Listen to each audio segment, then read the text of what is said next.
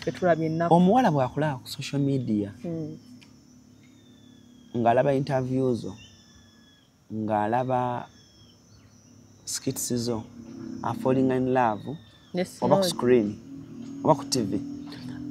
Ebiseera ebisinga oyo omuwala falling in love ne character eyo gye bamusiigidde oba gy'alaba ku TV ye oba ku ssimu ye. Ye gw'ayagala oli oyo.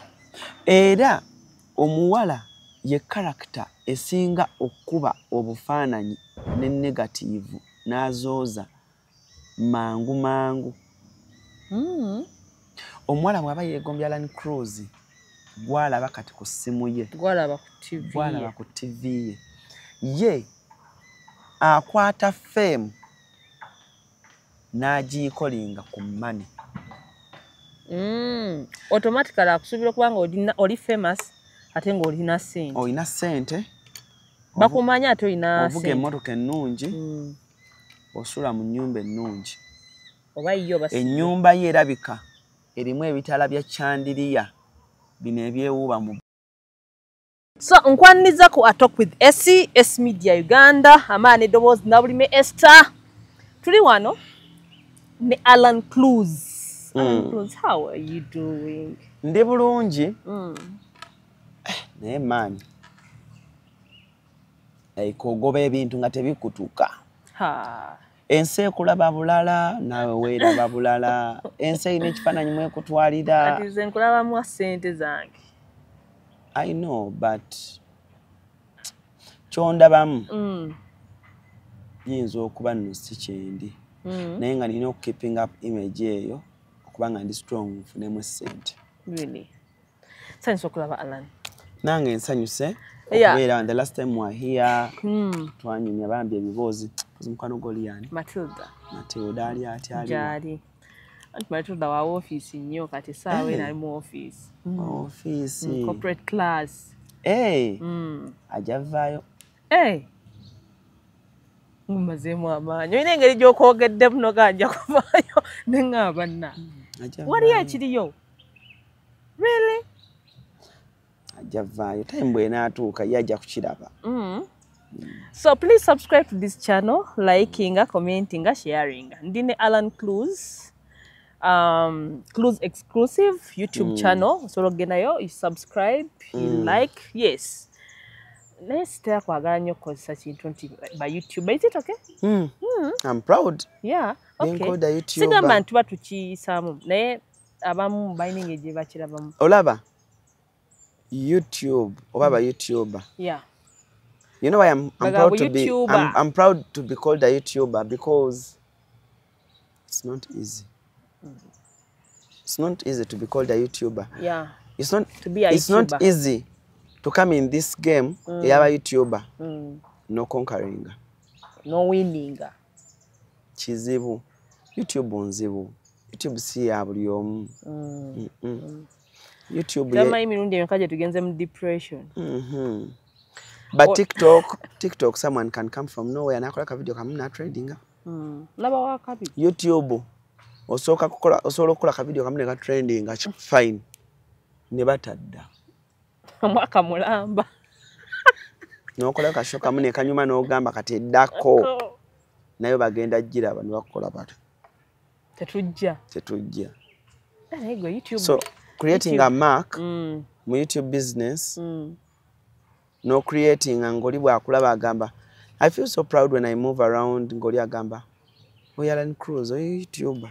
Nagenze waffe eyo mu kyale eyo gye bazika bajjajja bange ye kalire eyo.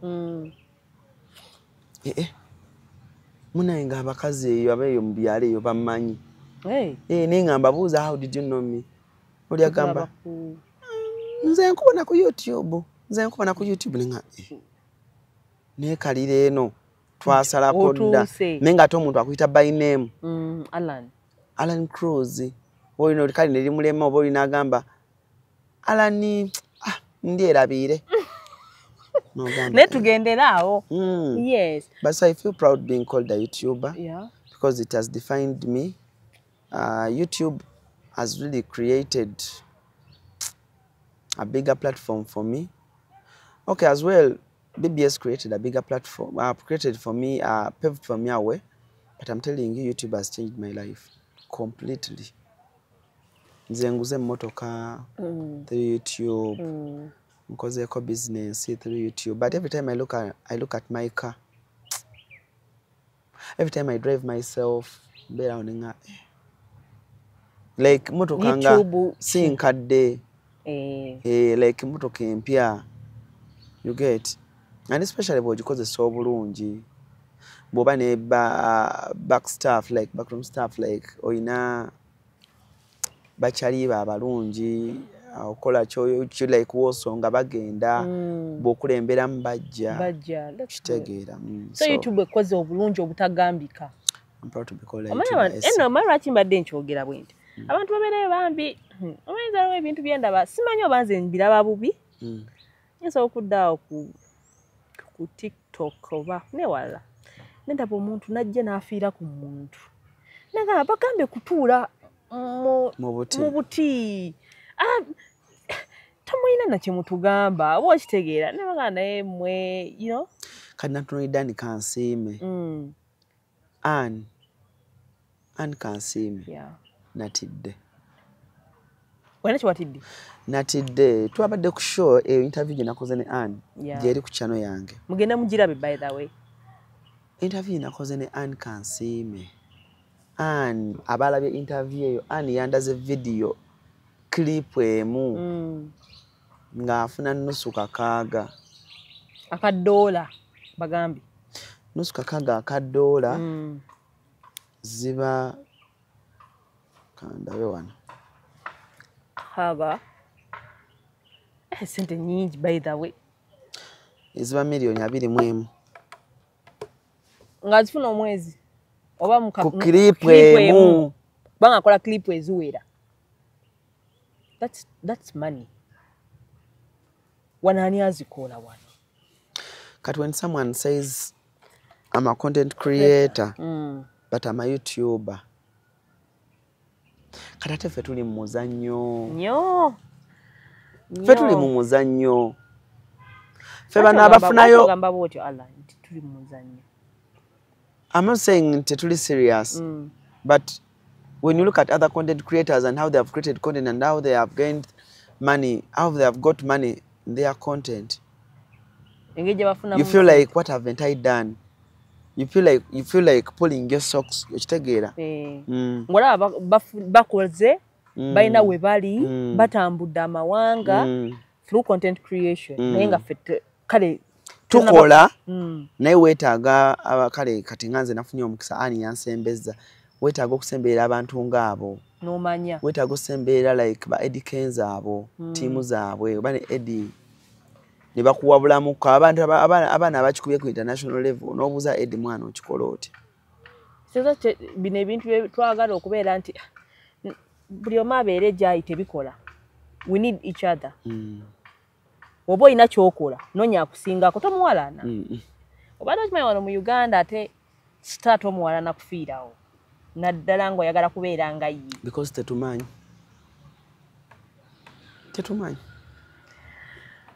mu generation eno oyinza onoonya omuyimbi asinga Eddie Kenzo n'akubula wano mu Uganda. Nkugambye mu generation eno oyinza onoonya omuyimbi asinga Eddie Kenzo. Akuba Eddie era namugamba alina just kakaadi ke kazannyaako akaakana kambaata abeera awo nate akafeesi ngalinga atali talina omulayi wano ng'agamba kati mwagala twambale chains zibakyali bange njagala mbasembeze babeereko mwagala interview gye ngenda okuteya Eddie I think ngenda gitenkya yaba twali tunyumya mbyaffe nga tunyumya nengola yaddala omugagga awedde emirimu njagala nnyo Eddie bakoze Kenzo mwagala nze by the way Eddie Kenzo like is the true definition omuvubuka omuto afunye ssente through content creation. Nilowooza tugenda kukola tutya abantu okutegeera kati olaba Ugandans kale wano we tuli mu society abantu content creation bamutwalira ddala okubanga okimanyi waliwo ne content creator gosanga nze I'm just doing this for fun. Tetumanyi. Anne was asking me and Kansime, how much money do you get out of your content of Mama Brighton? Ngampoza passion. Kati nakyusiza mindset. Na passion. Na aseka. Na passion. Wamga nti okola just kunyumirwa. Nebala mokoledde banga shingone. So please subscribe, liking, commenting. Tuline Alan Clues gemanya ina YouTube channel Clues exclusive. Ati by the way ina biri. Aina ne Mama Brighton. Okay, what your beautiful skits? Mugane mula ku Tom. Yes, ate a lot. Na olabye adimu Ankansima inzu tukwatamu awo. Ankansima yangambye agenda kunkwatamu era ndi wamukwata bulungi. Kansime yangambye Alan. I can make you what you want. Just do it. Kanenda bawo ngukwata ku mitwalo 5 eja $. Awo. Awo chambuza. Nja kubuuza esi gwe nja kubuuza esi. Nkuyiteko ewange nkugambe esi. Nga waliwo logo ya YouTube yakawaggulu awo ku nnyumba. Nkugambe esi, I told you things. Etubikola. By the way, let me tell you Alan. Ani yampayo $10. Olwe mpulira njagala ku giving up. Nempulira nga bintamye. Kati having a conversation naawe nekinzizamu amalenga kati kansi kino kye nina okukola. Olwe ntugeza nga ne content nono kamuveeko. Sina nabidda sina. Eso osobola. Kanayo ku level yo. Otunula n'ogamba Alan nkole ntya n'obuza Alan owa level yo. Alan nakuzaamu amaanyi n'oddamu n'osonga bupya. But ati naye wali watunulya channel naga esi nkole ntya. N'omuwa amagezi naawe. Nga naye olaba esi subscribers awo mwabafuna mutya. Esi nze nnonyayo n'abantu ebitaano abandaba nga tebalabika. Teekayo video buli lunaku. Neekweza ennaku 5 ng'erina view omu 2 nze n'omwami wange. Content tulina omuyiga. Omanyi osobola okubeera oli nateekayo video emu.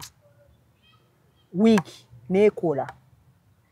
Gwe n'ofa kuteekayo buli lunaku. But still.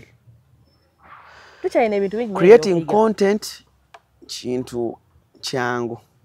But getting money out of content, getting viewership, it's very hard and heartbreaking. Like chimenya omutima. Kitegeera? Like obikola n'obitunulako bwoti. Nga gwabyerabira. Nga esi gwabyerabira naye nga mulinemu essuubi. When I talk about creating content, tekiri kukola comedy, tekiri kukola YouTube n'omuyimbi content creator. Nego omanyi what it takes creating content n'omwerabira wekka. Ne family yo. N'olagako mama wo n'agamba biki ebyo. N'olaga ku sister wo n'agamba biki ebyo. N'olaga ku mikwano gyo n'ega no naawe. N'ogenda n'owuliriza bannange. Nzo yange don't want to ga byogera naye lumbo yo. Naye mwana wange biki byokola. Onaabifunamu. Biki byokola. Nze nna mukwano gwange. Noda mkisenge n'okaaba. Nina mukwano gwange Maria's Bridal. When I kasuko interview ya when I was quitting BBS. Maria's Bridal yankubira n'angamba Alan ogenda kubeerawo otya. Mugamba ne mugamba Maria ngenda kukola content wa YouTube gawe mbadde nkola nga Alan ebintu binasobola okusustaining sa onamalako. You build a house, you get land, good plot of land, you change your life. Ngayogera nange nga mukuru wange. Nga Maria's Bridal ngambuuza Alan. Like omuntu nga yeralikidde obulamu bwo because she's a friend. Ngagamba Alan, nomuga Anne. I don't know why. Nemuga Maria. Shooting bwenti. Naga Alan kale twogeremu. Nengenda kuduka ina Alan twogeremu. How much money do you earn a month? Nemugamba. Nanga what is your expenditure a month? Nemugamba. Nangamba what is kale support yo eya abantu babewaka ababobeera nabo mukyala wo omwana wo erietya, do they see this as something that kyemujja okuyitamu okukyusa obulamu bwammwe? Nabuzuba Alan oba gendako ebweru nga banno oba kati ne mugamba naye Maria olaba kantobe ngenda toba nono content mpaka ne bwe nfuna milioni 2 nja mmanya engeri yozaawuzaamu. Agamba okay. Era actually Maria nanga kale kan sponsoring gezaako ndabe when she came nga nkoze studio nanga okay. So kati kale wano ndaba alabako kyongamba osigire at least nkiraba meru lyeri nga taki nego okimanyi the hardest thing mu content creation is abantu betulina ku migongo gyaffe abatulyako. That's someone who wakes up in the morning nagamba baby push, you can make it. Abatusindika. Bwaba bawo esi nakugamba esi kijja kwata. Topapa. Nayo omwana oyo. Take your time. Nagamba lero gena recording Alan Close. Genda kisima mwana. Wekinaata okita. Nze wema nteka interview sometimes ngamba mukama ni mukama. Ngani mujapo ni mukama leke ekole ekyenjawulo. Let it change. Like kale kabagirabe nogisaayo ne bagiraba ndi like okay. Nofunayo ebibiri nofunayo 10 ndi like okay. Habana. Megwe all content creators, ba content creators mu art wano ekintu kye bayitamu depression yokola content nzibu. Nkugambe content creator tekiri ku comedian yogola ku TikTok, tekiri ku ba motivational speaker, tekiri ku bogera business, kiri ku buli muntu ngo oli mu art nga there is the way you package your art. Omutunza abantu kubanga yo art go otunza abantu obatunza mpewo kuba kati skit omuntu agenda gikwata agitwala agirye naye omuguza something kiri spiritual noyimba oluyimba ne lugenda ku mutima gw'omuntu n'alwagala n'aludownloadinga n'ateeka yakasente katutula kweyo level nga oyimba omuntu n'adownloadinga oluyimba lwo n'alugula $5-10 ne bawera abantu 100. It's not easy. Oba okoze abantu 100 nga buli omwe agenza agula oluyimba lwo $3 oba 2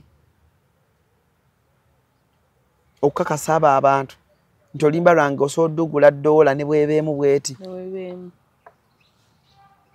onfuna abantu ng'oli motivational speaker n'oyogera nga Bahaji Bakaluba ensi neekuwuliriza video neewerako abantu 200 egiwa abantu abalabye. You call it easy? Kati ate n'osanga oli ng'abikola naye ng'oba oli awo bwadda yeewaka omukazi alabanga atalina kyakola bulungi nnyo, omukazi alabanga ye atalifuna ssente abanno bakola we bati ng'oli bw'oti tunaatuuka ddi lwaki togenda ebweru tebayidawo ekintu ekyo kyogedde ate it's a calling kyobala me I give by the way nze kankubulire I give respect to Babi I give respect to Zuena I give respect to Daphne mukyala wa Salvador anyawo omulala like those ladies oba those men abastandinze ne bapatana baabwe okuva ku day zero nga ba content creator paka we batuuse kati gomanyi Zuena asobola kugamba ki content creator bamugumiikiriza batya gwe Babi agenda kugamba content creator bamugumiikiriza batya gwe n'ogumiikiriza Bobby nga talina hiti nga abasinga bamulabanga abasinga uli bwamulabanga omuleso oli agamba laba omuyaaya atuletedde omuyaaya like comments ezo nogenda okukwebera ka video akasooka akokubiri ng'omuntu avuma muntu oyo amuvuma n'amulengeza kyokka alina n'abaana kati otuula wansi n'ogamba Zuena alina mutima kyogo va ku bino nga bafunyemu essente okuva eri gye kyatandikira n'ogumikiza content creator getting a relationship with a content creator is the hardest thing on planet Earth. By the way, awo tugendewo kizibu okubeera mulaavu okubeera kale tetwagalika why lwaki ogamba wotyo Alan ate nga ndowooza twali badde kubanga oba olaba kati bawe wawe tutuuka Alan we wali emyaka 5 emabega si wooli kati okitegeera era bwe tutambula wano bwe tuti newala sina wano ne wowe otambuddeko enno ogendako e Dubai ne wowe ogenzeko wa someone can notice nti oyo Alan Clues okitegeera so awe nsuubira okubanga wofu patana bw'alina okubeera nga olabaye agamba yoyo omuntu wange esi najjayo support emirimu gyonna gigumiikirizibwa era bapatana bonna bagumiikiriza nga bbaawe yakafuna omulimu mu bbanka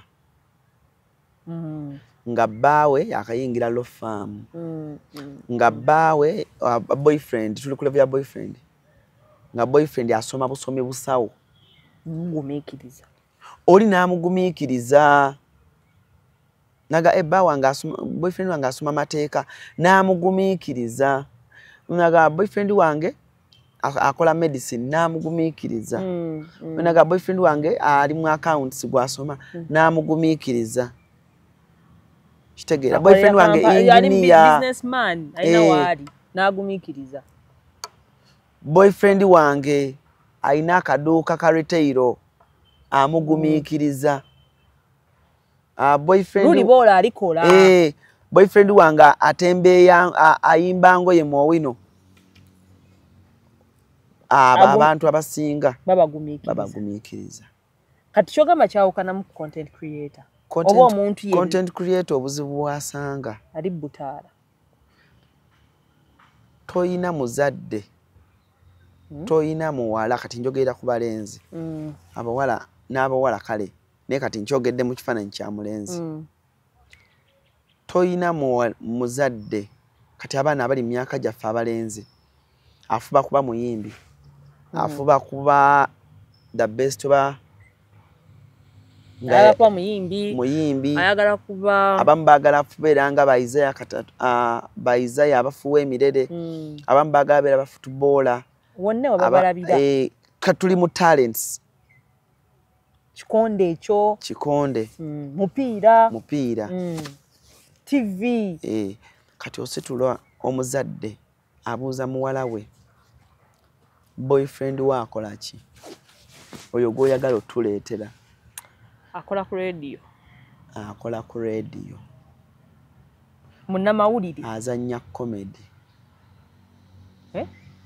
comedy Mama Brighton muzadde n'agamba ndagaako ku Mama Brighton omwala n'ajjayo muliriza omwala n'ajjayo Mama Brighton wuuno muzadde n'agamba olina amagezi agamba ono kyekirala kyakola tyakola bu interviews awo ku YouTube like ndi mukusigamba nti it's on me but ndi mukwambala ekifaananyi ekyo tuli mu kwogerera abamu zadde naga ne bakubira bakulu bo oli muwalolo esi wagambye nti oleeta Alan Clues azanya ne bakubira maama wo n'akubira bakulu bo ne abagamba mwogereko ne esono wuuno mbwalina byabagamba mbwalina omuvuka gwayagala okuleeta wano azanyira mu Gomesi yeeyita Mama Brighton mbu ayina ne bu content awo bwakola obwa YouTube bakyaza abantu batula mu buti bakulu bo ne bagamba Mommy won't accept that gomanyi okutwalira omuzadde omwana ne bagamba omuzadde n'abuuza what's the name of your brother? Brian. Brian. Omuzadde n'akubuuza esi Brian akola mulimu ki ne mugamba mami Brian asamba mupiira. Akola ki? Asamba mupiira. Asambirawo. Balina ttiimu yaabwe eri mu liigi wano wano mu gundi. Omuzadde alabira ddala ng'eyo kariya teriiyo. Temuli ki. Omwana we agenda bonaabona obulamu bwe bwonna. Olira oyo n'amugamba waliwo kapo yaba Nabwiiso. Abali mu feeding industry. Kati okulyamu ekifaananyi n'ogamba abazadde b'abano abaana kuba abaana nze nasooka bala mu hostel bombi. Kati otunuulira abazadde b'abano n'ogamba kati abazadde abo bayinza okuba tebaayogera oba baayogera naye eggolooza omuzadde yalaba ki? When your daughter tells you kuba abazadde abamu bakitwalanga nti bawala baabwe boye bagenda okubonaabona bokka. Abalenzi tebagenda kubonaabona. Omuzadde n'atunuulira like omulenzi n'agamba nti nze nzannya firimu. Obwongo bw'omuzadde bwo bumulaga. Wajjukira ba firimu b'amanyi. Kaliwo ba filmmakers abedde bajjukira abo. Kati obwongo bwe tibumulaga kati ngereze kwani kati nga w'amaanyi. Tugambe Ahmed Lubowa. Yo obwongo bwe tibumulaga oyo. Obwongo bwe bugenda ku muntu oli eyabona firimu ng'azannya firimu era yajja kugamba mwana agenda kundeetera siriimu wano nze sijja kujjanjaba. Kati esi otunulira obulamu content creator bw'ayitamu kuba nze nkubuulira yagala gaana mu nsi muno nga yagala ba successful pata n'oyo mukulu. Omuntu ono agenda omuntu oyo either mukazi wo oba abakyala baawo ayinza okwonoonera mukulu like that person who pushes you, that person who sees something different in you. Ntemina Shitegedde ng'olimu ati naye nga ye agamba bebi oyimba. Nemba nakoze stone nekoma mu 10. Esi ekyo kukola. N'okola akayimba enkya n'akafuula kola tune kola gundi ye ringtone ye naga bebi ye nagenda mikwano gye n'abagamba mulira kagundi ke after daka pya kakano nakapushing natula mu challenge nga tebinyuma naye nga awulira video yaji postinga bikasera ku TikTok ku status pata n'oyo jari kitegeera naye ate nga ndaba alani toyogera bwotyo abantu nga wobeera eno let me give an example. Tuyinza okuba tunatukaye twagala kubeera tulina we tuli ewa abakumanyi nawe yinza okuba tebakumanyi naye waliwo abakumanyi era bakwagala baani anyway kale nga bano abantu bano just these normal people oyira jjanga alani nno nzannyira akantu ako okola mu comment section nga mulimu abantu bano oli mufumbo njagala kutwala oli kati lwokola ensobi by mistake laba wakube akuteekateekamu ebigambo nga kanjagala ekintu kino kanjagala omuntu ono n'omufuna ne mutambula wiiki namba atandika okubuuza wakola nga asala omuliro yazze ne pressure nyingi nnyo ne wano nga badde akujjukira oli waba akunoonya okulaba Alan ng'oli famous nga akulabira eno kati nga kati batulabira wano na Brighton n'asaba nga nakugendera baku Alan Cruz banaakola ntya kati ne mba ne musinkana olunsi kati guli mwami mufumbo kati fe abatannaba kufumbirwa n'abalala abatannaba kuwasa nowayo ku bantu chance ab'enjawulo oba nga omuntu asaza omuliro oba nga omuntu agamba esi waba nali open enough abantu tebaddamu nakwogera kyenali nsuubira si kyekyo omuntu okwagala wetwagala content creator abantu bagenda tufuna bubi agenda kulowooza ku bano bokka bano twagala twogere ku muntu TV presenter radio presenter muyimbi azanya firimu azanya comedy ne tiktoker baba tusuubiramu ki now nze kye nazuula esi kiri bwe kiti ku side y'abalenzi basiri muwala simanyi bawala bali famous kye bayitamu omuwala bw'akulaba ku social media ng'alaba interviews zo ng'alaba skits zo falling in love oba ku screen oba ku TV ebiseera ebisinga oyo omuwala falling in love ne character eyo gye bamusiigidde oba gy'alaba ku TV ye oba ku ssimu ye ye gwayagala oli oyo era omuwala ye character esinga okuba obufaananyi ne negative n'azooza mangu omuwala bw'aba yeegombya Alan Cruz gwalaba kati ku ssimu ye gwalaba ku TV ye ye akwata fame n'agiyikolinga ku money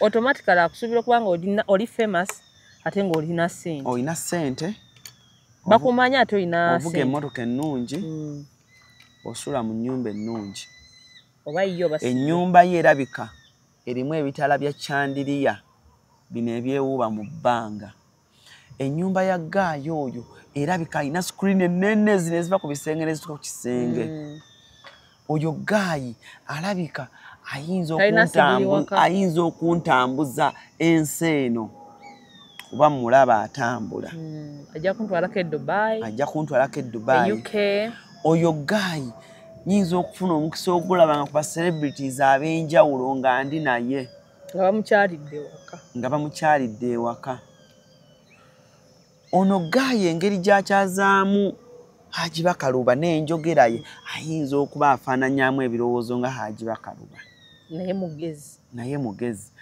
ono gaayi alina connections ajja connectinga n'abeewaffe bonna ono gaayi ayinza okuba nga yagenda okyusa obulamu bwaffe ewaka ono gaayi maama bw'amuwulirako ne basisita bange sinsi bamumanyi bajja kukkiriza ono gaayi ajja kunkolera omukolo omulungi nga gwaka abayimbi ab'enjawulo bajje bayimbe gubeereko ba celebrity ono gaayi okwanjula kwange kati ba Spice Dana bajje bayimbe Kenza ajje Misa kyajje kati ku mbaga yaffe Pastor Bugembe yagenda otugatta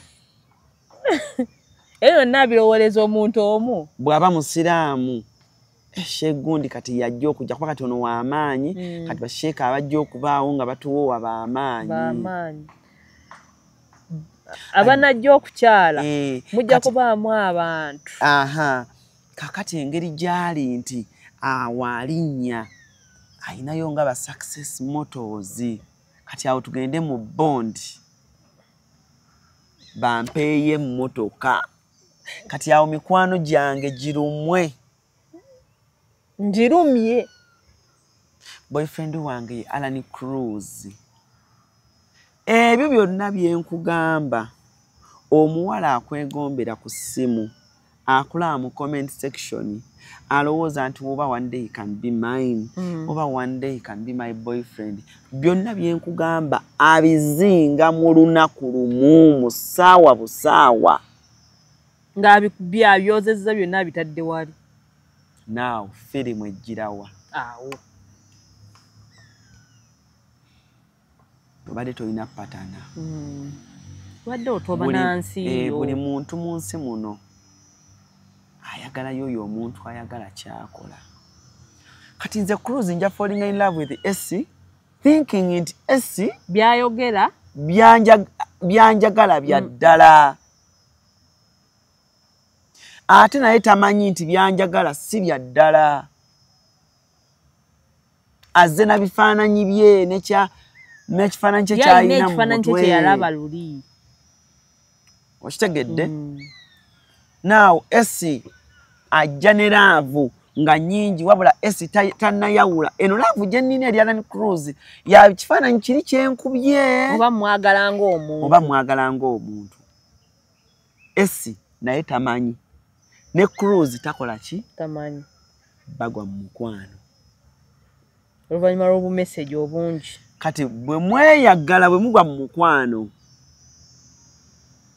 ebimu abirabako ng'okumitinga kwa celebrities ogendako ne Alan ku papazi namuga papa ono mukyala wange banakukamira mutima naga finally ndayo kumisa nagenda nalaba ku Spice Diana naga spicy kati atandise obifunako omukwano gweyongera ye agamba wano mu birooto byange kati wendi kati weesanganga kati ogenzeke wa Alan TV gye nali nsuubira nga si gye ndaba ayina 32 nali musuubira kuba mu nnyumba ya kadde kamu n'ekitundu ng'ali mu yaasatu nali manyi wano ekitanda ayina nkola nkadde ng'asula wansi entebe akyalina ziri nali manyi wano ewaka buli weekend baserebu bajjawokko nga sibalaba ayokolanga byonna nali manyi ono gayi bw'aba ava ewaka andekera mitwalo nga 10 ayokola olunsi olekawo nga tujja kulaba enkya nali manyi bwe naafuna ono gayi enviiri nina saluni ez'ebbeeyi we nnyo okubanga ngende ezaalanga kati akwata essimu akubira emikwano gye Patricia, how are you? Hey, Patricia, mwana gwe, you're lucky, mwana gwe, I see you. Gwe, Alan Cruz is your boyfriend? Nga, yeah. Hey man, go where see me. Aga. Nesimye bichi. Goloza. Bye mubalaba si bye bali. Bali banaku bazibu. Kati ba sister. Aga. Ne gwe tuwa ku sente. Alan Cruz is all over social media. Gwa mulina. Sirina. Oyo muveeko naawe. Omwagaza. Kati serebu atalina sente omwagaza ki? Forgetting. Olaba career being famous eno. Eyokubeera butaala. Career being famous. Namwe abawala abali eyo. Kino mufune ekyokuyiga. N'abasajja. Bw'olaba omuwala ali famous. Bw'olaba omuvubuka ali famous. Naddala nga ali mu myaka mito. When you see someone like Papa Mesa Kisemakula, he's rich. Oh, yes. But time, gye bimutwalidde. Myaka nga 25 okutuuka okukola nga alina papazi. Yeah. Okuvuga ku mmotoka ennungi. Alina amaka ge. But bw'ona agenda n'obuuza Sarah Nakai. Awo. Kali Sarah Nakai, walabye Bobby. Bobby ng'agamba Babi. Yadde bakoze ka video. Nga Bobby alaga balde batulaga ne Babi. Omuzigo gwabwe gwe basookeramu nga banaabira emmanju. Sakalabye. Wakalabye. Ne bayingira n'okuyingira. Esi. Where have you been? How couldn't you? No, let me see. Naye sakalabye mukama wange. Naye nga abantu abo mbaagala nnyo. Kankakulage wano kabadde ku page ya Babi.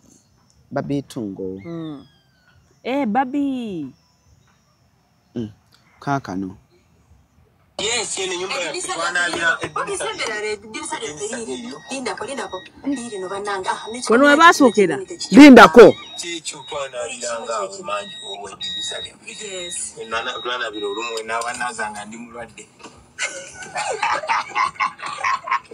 Ojikira wanazanga ndi mulwadde. Ngane wasi. Tewebuza tewanotwatusa.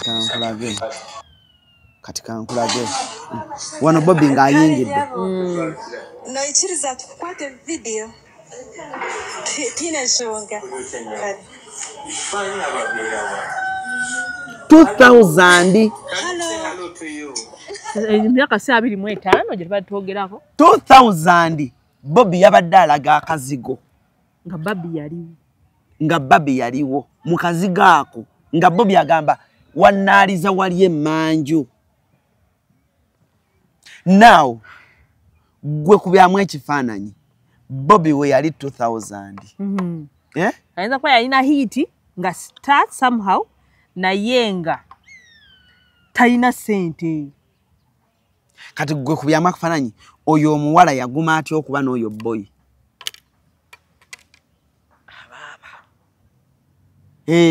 Gwe gayo omulaba ku TV wa kabisa. Nengo ezayambadde tumaini jezi. Otuuka ewakaawe nga waliyo ebikopo bya plastic ebyedda. Ebikopo bya plastic. Ebya tampeko. Obitegedde bino. Ekitegedde kitampeko kiri eyalinga ebya blue ne red. Gyebiri. Nga boy byalina mu katandaalo ke. Akyayinamu n'eggama. Akyayinamu n'eggama. Yes. Akyayinamu n'amasuwani gaffe gano agabujjo. Ekitanda kyalina maama we yakimuwa. Ng'atandika obulamu. Naye nga gwe omulaba ku TV ali ki? Ne ku ssimu yo ali famous. Kakati esi wenkugambira nti omuntu ali mu creative, omuntu ali mu butaala kyagenda okusanga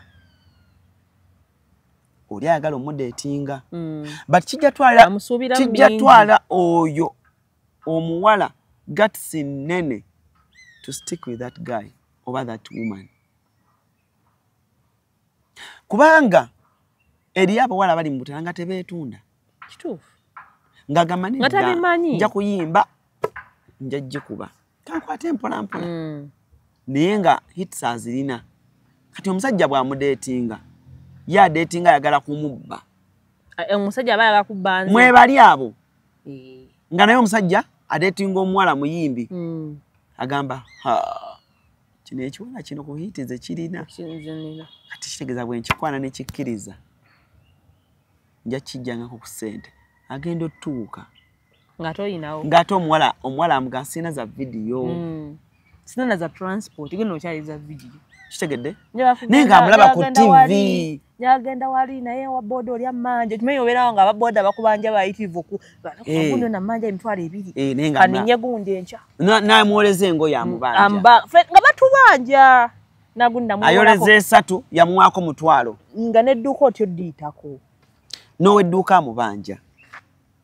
Kakati kitwala omuntu okuba omuvumu okwagala omuntu ali mu butaala kubanga abantu bajja ne expectations esinga nene ate tebazoogera anti by the way tebazoogera olaba abayimbi oba nja kuwa example y'abayimbi kale nja kuwa abantu abali mu creative oba footballer cause bonna babiyitamu kyova olaba stories z'abayimbi ba footballer bazanyi ba filimu ba comedian ba socialites baina story ejo era kizibu nnyo sanga socialite oba omuntu ali mu butaala nga talina story ya waliwo omuwala yaŋŋamba namukwana ne mutwala ewange nambuuza wano woosula kati ezo story oziraba buli muntu gwolaba ali famous n'omutwala ewuwo eno gy'obeera akusobera kubeera muyenga kati omutwala nti obeera matugga simanyi obeera wabwayisi alabira ddala nga kati bo kye batamanyi nti kariya zino nazo ziringanga bali babanka bemugumiikiriza ziringanga baloya bemugumiikiriza oli agumiikiriza loya asoma n'amugumiikiriza n'amala okusoma n'agumiikiriza doctor ali mu first year n'agamba my boyfriend is a doctor he's doing medicine n'agenda n'ewaabwe ne boyfriend we tata n'agamba boyfriend akola mulimu ki nti daddy tanamala kusoma but akola kosi musawo he's doing medicine aga oh that's really great No. Mugende mutandika amaka. Obulamu bwe butyo. Mutandike. Sono ba support ya wana here. Webale. When a girl takes a comedian ewaka waabwe. Nti yani oyo. Mbusuma azanya comedy wali comedy. Mbuye Mama store. Brighton. Oh! Mama chi? Niyo mwana we yatusala.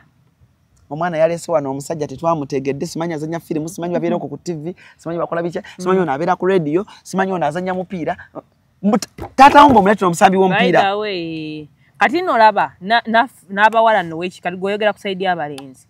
Omwala gayi agamba bazadde be oba mikwano gye nti nkwana muwalo ba muyimbi.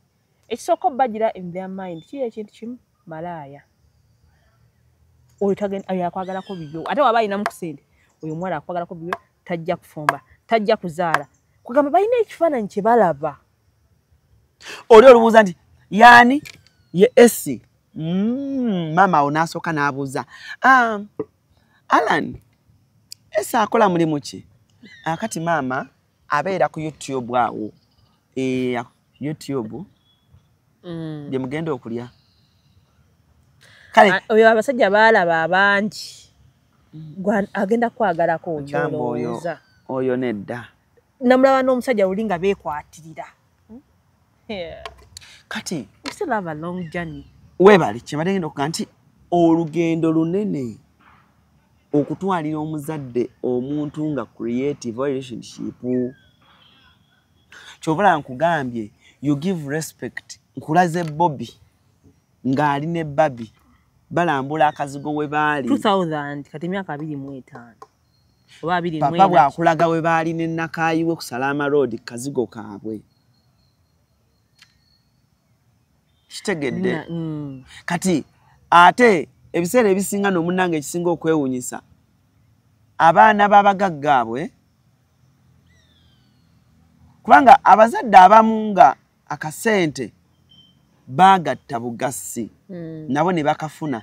Ebiseera ebisinga bw'osanga abazadde bwe batyo bw'omutwalira omuvubuka bw'otyo asobola maybe okufumiza mu kifaananyi gamba either asobola obutakuwa answer n'asirika mu mutima ga nakwita mbaba ina Essi Alani gwoyagala mwina future gwolaba future weeri muga mama ye Alani asamba mupiira ane juzi express yamulamuzaako tamanya mama agenda ayongerako mpola mpola. Essi mwana wange mugende nja kulaba naye abaana babagagga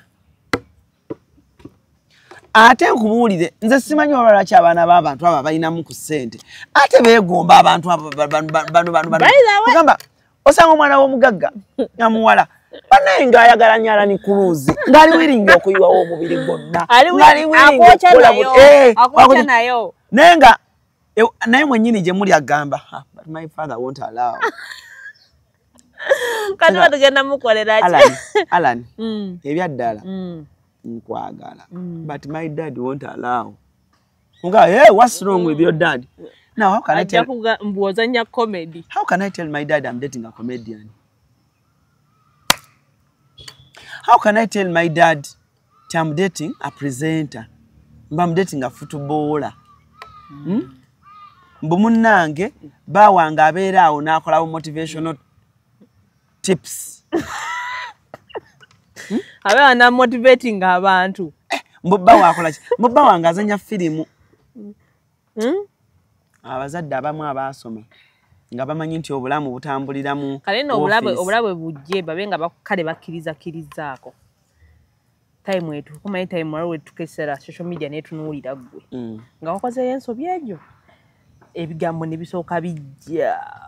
Ono gwali otuleetera? Ono gwali otuleetera? Bakulabako olunsi ka video kaawaba nga toyambadde. Ono gwali otuleetera? Bannyonnyola. Ono si chicken. Ono si ka video akakola kati. Kyokka omusajja ateredde ayina obulamu. Kyokka omusajja ateredde. Ali mu kuvuga agenda mu maaso. Biri bya mabega. Naye kale omuzadde oli omwavu bambi yasobola nagamba. Nakitegeera. Esi bangamba oyo omwana yakola bwati. naye okikakasa yakyuka kati okimanyi wano bagenda twogerera bagenda tuvuma kati esi tugenda kukola tutya don't bring that boy here don't and should you marry that guy nkuzaalukusi kati me I give respect eri omuzadde eyatunulira muwala we ng'agenda fumbirwa footballer akina muyimbi akina comedian akina nkola ku TV akina nkola ku cause muzadde goli wa kabi ate mukama wabe yayamba abaana abo ne babeera successful Mungu akumpere ky'osinga okwagala because oyina mukama yakuwa eriiso erirabira ewala yakuwa endowooza yakuwa okufumiitiriza oli prophet